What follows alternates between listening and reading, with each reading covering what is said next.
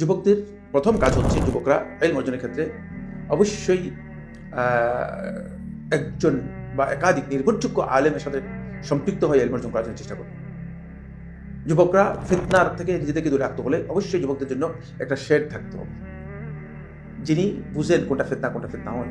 এই জন্য প্রথম কাজ হচ্ছে ইলম অর্জনের জন্য যুবকরা এক বা একাধিক আলেম, নির্ভরযোগ্য আলেম, যারা হাক্কানি এবং রব্বানি আলেম, যাদের সাথে ইলমের সম্পর্ক রয়েছে, যাদের সাথে আমলের সম্পর্ক রয়েছে, এবং যাদের ইলমের সাথে ইলমুস সালাফদের ইলমের সম্পর্ক রয়েছে, এই ধরনের পর্যায়ের আলেমদের সাথে তারা একটা নিবিড় সম্পর্ক রাখবে, যাতে করে কোনোভাবেই ফিতনা তাদেরকে আক্রান্ত করতে না পারে। কারণ ইলম অর্জন করার আগে যদি তাকে ফিতনা আক্রান্ত করে, তাহলে সেই ইলমের মাধ্যমে হেদায়েত লাভ করতে পারবে না, বরং সে ভুল ইলম অর্জন করবে। দ্বিতীয় নম্বর যে কাজটি সেটা হচ্ছে এই ইলম অর্জন করবে, মানে নিজে ইলম অর্জন করবে নিজেকে বাড়াই করার জন্য।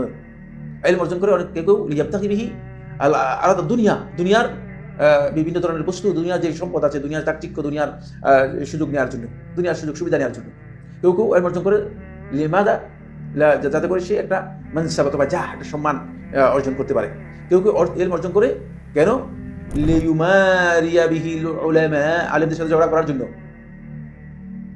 অথবা লিয়ুবাহিয়া বিহি সুফাহা, নির্বোধের কাছে নিজেকে বড় করে তোলার জন্য। যদি এই টার্গেট লেভেলের জন্য থাকে, তাহলে সেই তো ইলম অর্জন করার কোনো অর্থ নেই।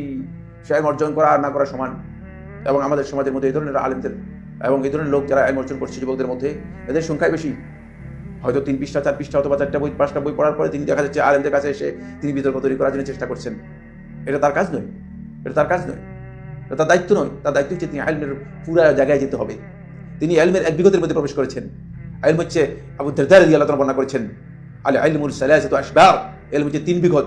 সুতরাং এক বিগতে প্রবেশ করেই আপনি হইচই করলে চলবে না। আপনাকে ইলমের পরিপূর্ণ প্রথম বিগত, দ্বিতীয় বিগত, তৃতীয় বিগত পর্যন্ত পরিপূর্ণ প্রবেশ করলে আপনি বুঝতে পারবেন যে এতক্ষণ পর্যন্ত আমি যা জেনেছি, আমি মূর্খতা আমার অনেক বৃদ্ধি পেয়েছে। আমি বুঝতে পেরেছি যে আমি আসলেই ইলম অর্জন করতে পারি নাই, এখন আমাকে ইলম অর্জন করতে হবে।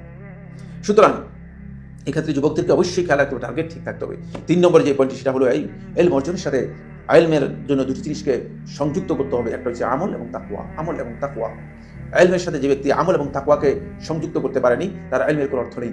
এবং সে ইলম যতই অর্জন করুক না কেন, বেশি অর্জন করলে কোনো লাভ নেই। আর আপনি যদি কম ইলম অর্জন করে থাকেন, ইলমের সাথে যদি তাকওয়া এবং আমলকে যুক্ত করেন, তাহলে আপনার এই ইলম অনেক বেশি সমৃদ্ধ হবে, অনেক বেশি শক্তিশালী হবে, অনেক বেশি উপকারী হবে। দেখেন, এই জন্য আল্লাহ রাসূল সাল্লাল্লাহু আলাইহি ওয়াসাল্লাম আমাদেরকে যখন ইলম অর্জন করার কথা বলেছেন, রাসূলুল্লাহ সাল্লাল্লাহু আলাইহি ওয়াসাল্লাম কি বলেছেন? আমরা দেখি রাসূলুল্লাহ সাল্লাল্লাহু আলাইহি ওয়াসাল্লাম আমাদেরকে বলেছেন, আল্লাহুম্মা রযুকনি ইলমান নাফিআ ওয়া রিজকান তাইয়্যিবা ওয়া আমালান মুতাকাব্বালা। ইলমান নাফিআ, উপকারী ইলম। সকল ইলম দরকার নেই। যে ইলম আপনার উপকারে আসবে না, এই ইলম অর্জন করে লাভ কি হবে? যে ইলমের মাধ্যমে আপনি মানুষের কল্যাণ করতে পারবেন না, সেই ইলম অর্জন করে আপনার কোনো দরকার নেই। এই জন্য রাসূলুল্লাহ সাল্লাল্লাহু আলাইহি ওয়াসাল্লাম অন্য হাদিসের মধ্যে যখন দোয়া করতেন, রাসূলুল্লাহ সাল্লাল্লাহু আলাইহি ওয়াসাল্লাম এভাবে দোয়া করতেন, আল্লাহুম্মা আল্লিমনি মা ইয়ানফাউনি, হে আল্লাহ আমাকে এমন জ্ঞান দিন যে জ্ঞান আমাকে উপকার করবে।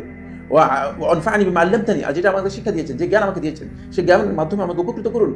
ওয়া জিদনি ইলমা, এবং আমার ইলমকে আল্লাহ তাআলা বৃদ্ধি করে দিন, আমার ইলমটা আপনি বৃদ্ধি করে দিন। সুতরাং ইলম অর্জন করতে হলে খেয়াল রাখতে হবে যে ওই ইলম অর্জন করতে হবে যে ইলম আমার জন্য কল্যাণ রয়েছে, সেই ইলম আমাকে অর্জন করার জন্য চেষ্টা করতে হবে। এবং চেষ্টা করতে হবে পাশাপাশি আল্লাহ তাআলার কাছে তৌফিকও চাইতে হবে। আল্লাহ তাআলার কাছে যদি তৌফিক কামনা করেন, দেখবেন যে ইনশাআল্লাহ তাআলা আপনি যথাযথ ইলম অর্জন করতে পারছেন।